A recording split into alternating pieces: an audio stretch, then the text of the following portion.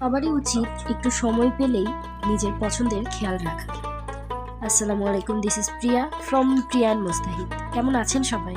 আশা করছি সবাই ভালো আছেন এবং আলহামদুলিল্লাহ আমিও ভালো আছি। আমার হাজবেন্ড সবসময় একটা কথা বলেন, তা হলো শীতের সৌন্দর্য প্রকাশ পায় সকালে। আর কেউ যদি প্রকৃতির মাঝে বিলীন হয়ে যেতে চায় এবং এই সৌন্দর্যটাকে উপভোগ করতে চায়, তবে তার সকালেই ভ্রমণে বের হওয়া উচিত। আজকের উদ্দেশ্য ছিল চা খেতে খেতে শীতের আমেজকে উপভোগ করা, এবং যেই ভাবা সেই কাজ, আমরাও বেরিয়ে পড়েছিলাম চা খেতে। এবং এই যে আলহামদুলিল্লাহ আমাদের চা চলে এসেছে এবং চা খাওয়া শেষ। এরপরে ভাবলাম কিছু টাটকা সবজি কিনে ফেলি। বাসায় এসে কলমির গাছ থেকে নিজে কলমির শাক সংগ্রহ করলাম। এরপরে শীতকালীন সবথেকে জনপ্রিয় সবজি ফুলকপি দিয়ে পাকোড়া বানিয়ে নিলাম।